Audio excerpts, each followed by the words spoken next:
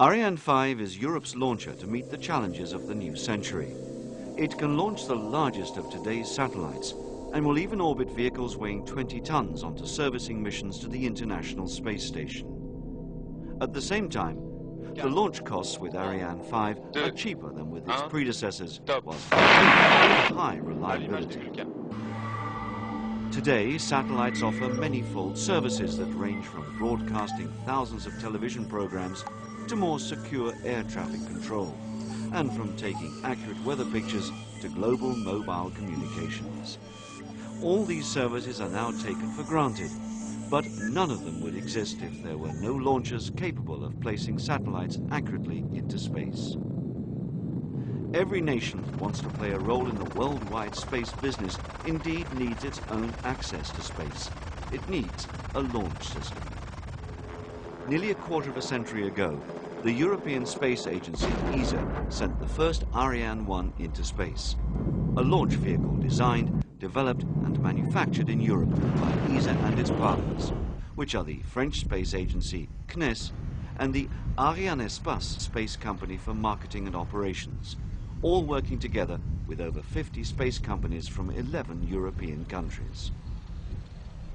Since then, European launchers have progressively improved thanks to a steady development effort from Ariane 1 to Ariane 4, and a completely new generation Ariane 5 was developed during the 90s. In 2002, Ariane 5 will gradually take over as the workhorse of the Ariane family, and the last Ariane 4 launches in our long series are now being scheduled. Ariane 5's first successful launch took place on the 30th of October 1997, and its first commercial mission 2 years later, in December 1999, when it launched ESA's X-ray observatory, XMM Newton. Ariane 5 is a completely new launch vehicle, which, just like Ariane 1 20 years ago, took time, effort and some setbacks until it proved reliable and economic. Now, after 8 successful launches of communications, Earth observation and scientific satellites into various orbits, Ariane 5 has left its mark on the commercial launch vehicle map, and it enjoys a solid backlog of commercial orders from around the globe. For Ariane 5, ESA built a new launch site at Europe's spaceport in Kourou, plus facilities to produce these solid boosters and to prepare the satellites for launch. The fact that Ariane 5 is a completely new launcher also means it's not the end, but the starting point of further improvements. More powerful propulsion systems and versatile upper stages will adapt Ariane 5 for a variety of missions. An added benefit is that future Ariane 5 launchers will be maneuverable and can even be used for combined missions to send satellites into different orbits.